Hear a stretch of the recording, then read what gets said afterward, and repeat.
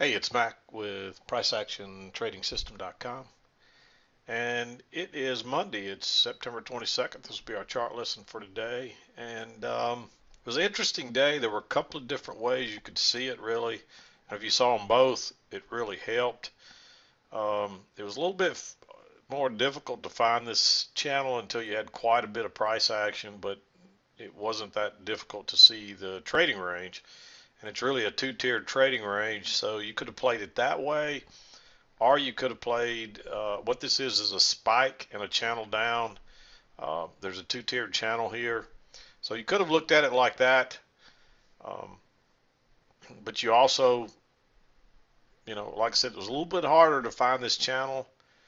Uh, Actually, what I did was I started off early off those first few swings there, and it looked like it was a little tighter, and you could still see it that way. And that may actually be right, but in the end, I was playing it a little higher. But notice what you see when you see it this way. Notice that you still see the two tiers, and you get a break and a move to a new low, and then we kind of chopped around, and then we went higher. But what I did was I adjusted it up to the high, and then I played around with it some more, and come to find out that fits the midline a little better.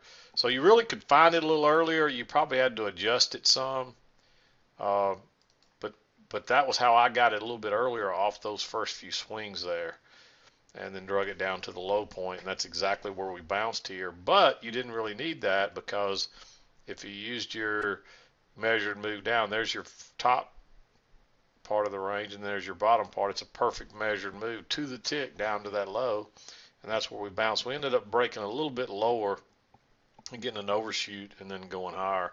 And you can see there's a two-tiered channel working higher there. And you can notice that when we got back to this trend line, prices struggled a little bit there until they found support and then went higher. So, but it didn't matter. You could see it either way. I believe that both of them helped. It would have helped you in here, but the good thing about today was all these short-term trend lines really kept you on. If you just played them all up and down, up and down. Um, but I gave this more of a, you can see how prices are going back and forth to the EMA here. Then we kind of trended down, and then we're going back and forth across the EMA again. When you're like that, you can really trade both sides. Uh, if you had seen the larger two-tiered, you might have hesitated to take the longs a little bit. But if you're playing the short-term ones, they gave you the long ones anyway. So uh, just something to think about. Just remember that generally on a downtrend day, you don't want to take any longs. But when it's more of a range fill and prices are swinging back and forth, and notice how they're back and forth across this EMA. When it's like that, you can trade it both ways. That's the only time I like to trade it both ways, is when it's a range. So um, lots of trades today. And again, if you just traded your short-term trends, and you really didn't even need to see the bigger picture. So let's back out, talk about the trades, and wrap up for today. Try to get a little bigger here. But it looks a little messy. I apologize, but all this needs to be on here because I think you need to see it. But we had this trend line working lower here. You can see it. And we didn't get a break till right here. I believe this is the trend line, the low side, and we got an overshoot, which led to the break. And that's always a first clue that you may get a break of your trend line if you get an overshoot. It still kind of fits there, so maybe that is right. We can actually copy that, and let's see if we can find a midline. So maybe that is right. Doesn't really matter. You still get the break here. That's all that matters. And so, yeah, that's probably a two-tier channel. So this probably is the lower side. I played it a little higher earlier on. Didn't make any difference, except that if you looked at that as an overshoot, you may have keyed you in on this possible break here. Generally, you'll get it quicker than that, but it still came there. So So anyway, this was the first trade that you had today. Notice we had this, just draw your short-term trend line. It's working higher. You get a break here, a move to a new high, and notice all those matching highs. This is like a failed break higher as well. So I like going short right there. A lot of reasons to like that short. We're looking for a retest of this low, and when you get a trend that strong, and there's a shorter term trend line, you can see it working down there as well, and you had a break and two legs to a new low, so that would have keyed you into a possible correction as well.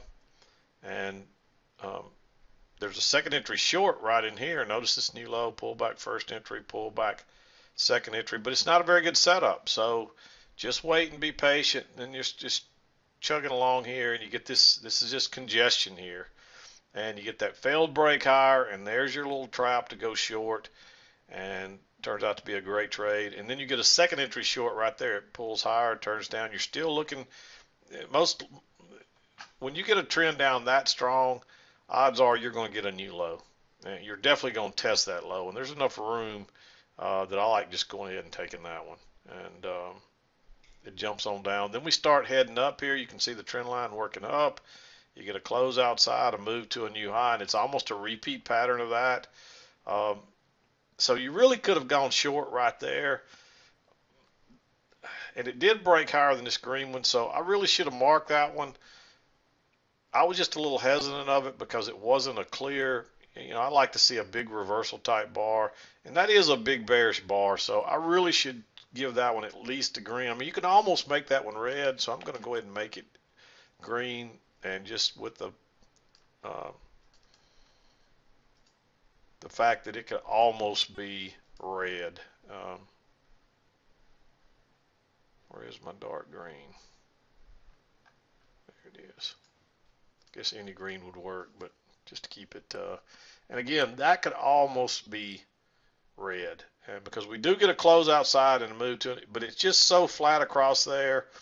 And even though this does kind of trade outside of it, it's not the kind of bar I like to see. Generally, I like to see, but it does make that one tick higher and then immediately turns down, and generally you got people trapped there. So and a lot of times on a big move like this, you'll get two legs to a new low. So there's some other reasons to like going short there. But when it bounced, notice this support coming across there. And we broke lower, we pulled back, we tested it. We go higher, we pull back, and we tested it again. So I liked going long right there. This is really flat.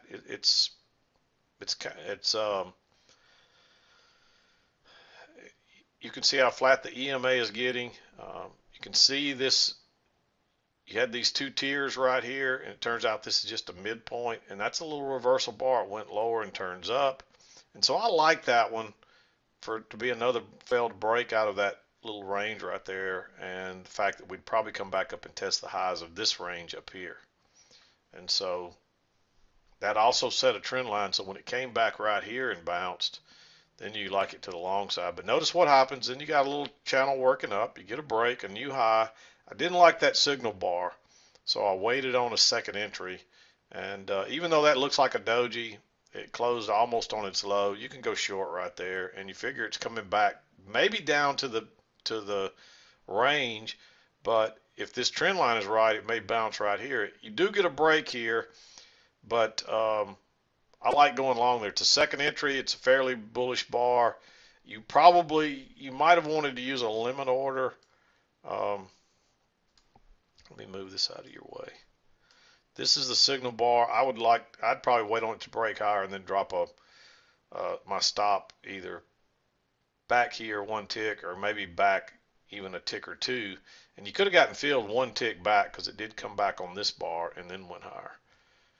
But if you didn't enter here, I don't like entering here because it didn't take off quick enough for me, and you didn't get any more. Well, you actually did get a little break lower right there, but you've already got a break of this trend line right there, a close outside of it.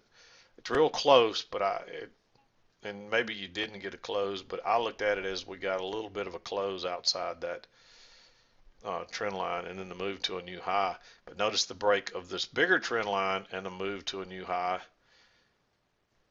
and then you sold off. So the signals were all there. Everything, all the writing was on the wall. And I actually considered going short here, but I think you needed to wait on the second entry. And because the second entry was kind of two bars stacked up and this one didn't break lower, I just didn't think you should go short yet. And then it pulls back and it gives you a failed second entry long there. But look where the lows are right here. So I didn't like going short right there either. It wasn't until we came here that I really felt, hey, this thing is going lower.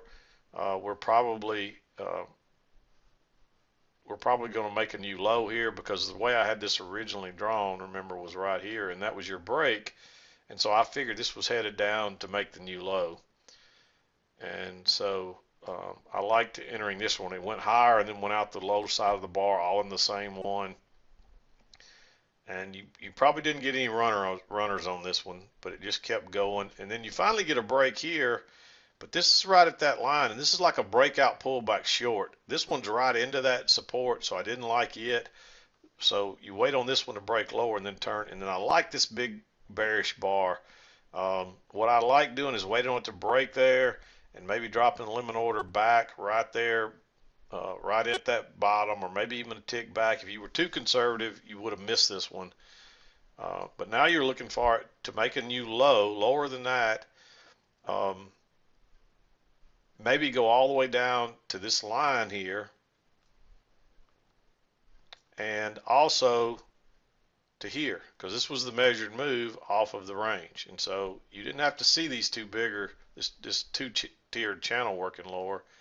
You only had to see the, you want to measure that move between there and there and drop it down here and see where that is. And it bounced to the tick. So this would have turned out to be a pretty good trade. And you might have got a runner on this one depending on how you entered it. So, and I don't like entering any of these others. It's just too risky. This one's tempting, but it's only 2 or 3 ticks to the low, and you never know when it's going to bounce there and go back to the EMA. Look how far we've been away from the EMA for so long. So I think you're better off to wait and let it come back and see what happens. And of course, you ended up right here. You got to close outside as well. So, but it just keeps on working lower because this is the target down here, and you could get that target a couple of different ways. You also could get that target. I haven't measured this, but I can just eyeball it and see there's your first move down and your first break of the channel. And so if you measure that, you can see that gives you a target down here as well. We didn't quite get there, but that was because we found the support here for both the channel line and the range, and the measured move on the range. So I don't like entering short anymore here.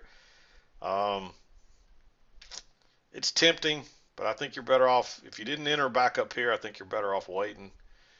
And then of course it bounces right here, and look how it goes right through the EMA. It pulls back. I'm not ready to go long here, but when it breaks right there and then turns and goes up, you got to go long now.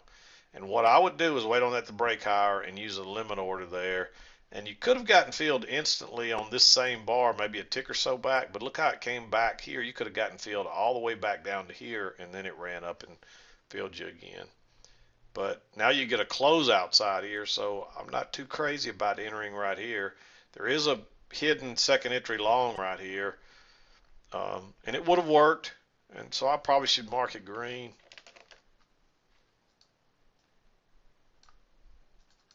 I'll go ahead and give that a green circle for you aggressive types.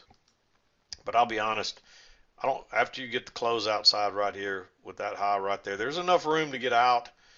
But notice there's a little double top across there, and it may not tick on higher. I think there's 1, 2, 3. See, it would have been a 4-tick failure right there if it didn't tick higher. And there's a chance that it doesn't because you got those matching highs across there. So that one's a little risky. And then it pulls down, it comes back up, it makes a little lower high and a big bearish bar. That's where you go short. Just go short right there. And that sets the trend line here. That's a nice move. Then it pulls back.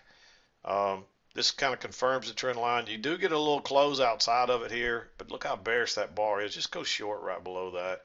And if you didn't go short there, it pulls back again and then goes down. And I like even adding on right there. So I really should have it circled too. That little push higher traps people trying to catch these bottoms. And so if you entered here, I like adding on right there. And then you get like a little double move. You didn't get any runners. And I really thought it would come back down here again, but it didn't. But notice the breakout, close outside here.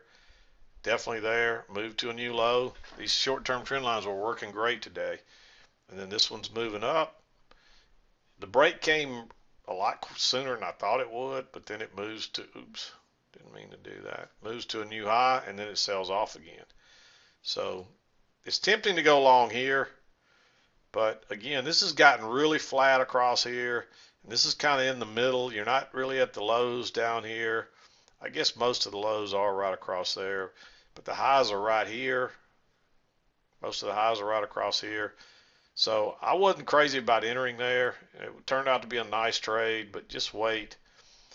And if you saw the upper trend line, I'm okay with going short right there. But if you did not see that, you got to wait on this second entry here. And that's a big bearish reversal bar. And then you got the failed second entry long right there, right off that trend line. Go short right there or add on right there. But I really should circle this one, but put the caveat there or the disclaimer that you only could take that if you saw this two-tiered channel.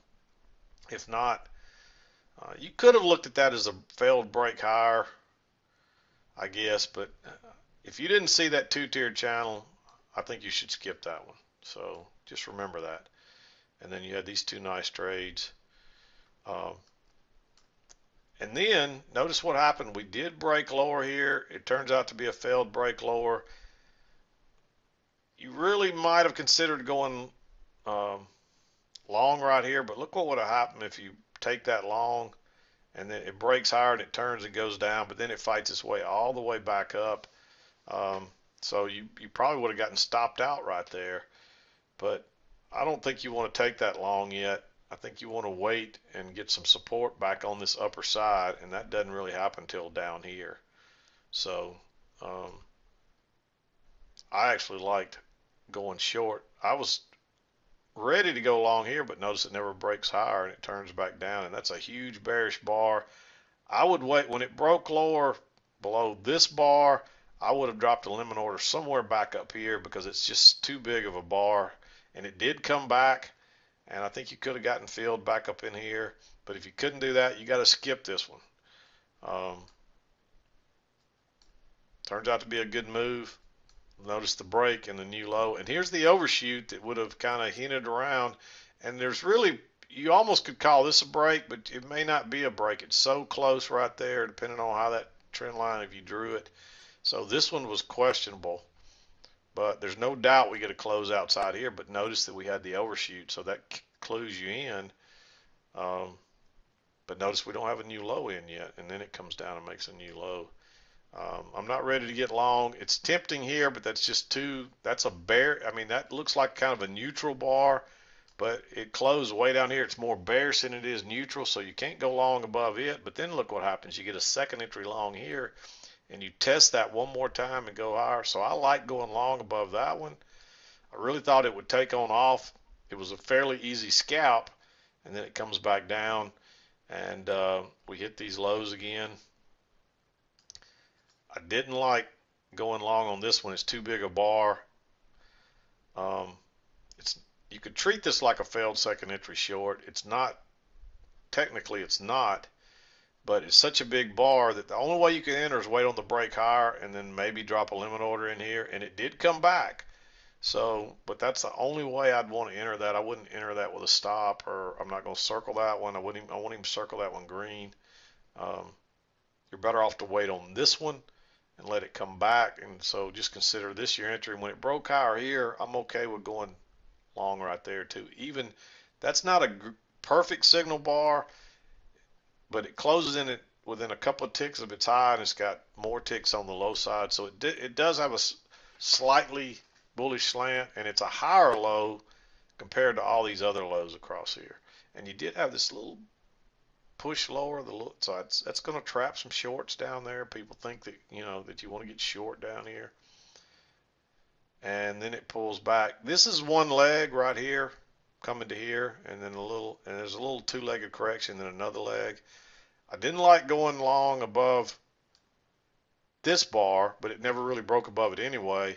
But when it turned down and it goes lower and then turns and reverses, I'm okay going long right there. And that turned out to be a pretty good move. And that really was right into the 2 o'clock hour, but it met the deadline, so I'm okay with it. And so a lot of trades today. If you just count the blue and the red ones, there's 1, 2, 3, 4, 5, 6, 7, 8, 9, 10, 11, 14, 15, 16, 17, 18 trades, and then 1, 2, only a couple of green ones.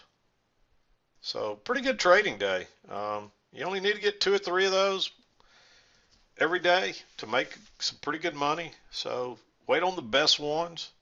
That's what I always tell people. But yeah, there's a couple of different ways to see it.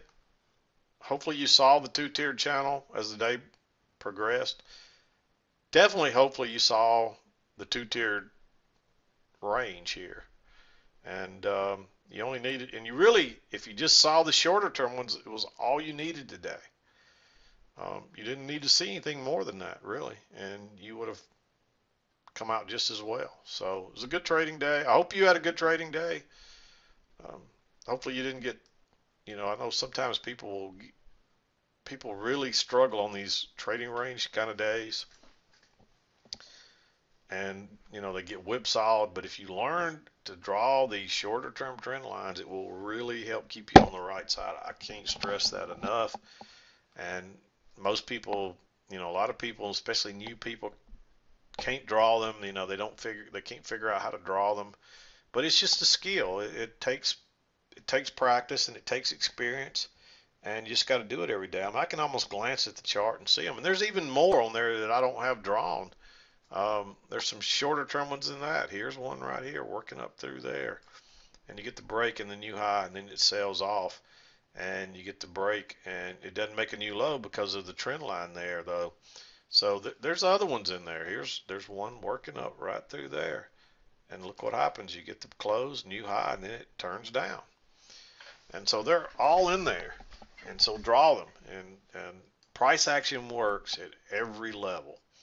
And that's why you can go to a daily chart. You can go to, you can do this intraday chart and get down to, every level. And it all works the same. There's ranges within big trends.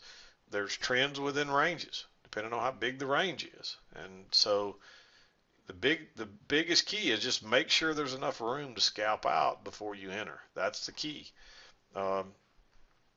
Going up here, if you don't think there's enough room to scalp out between this entry and the last high, then you got to skip it, or you're better off to skip it unless the trend is real strong going up.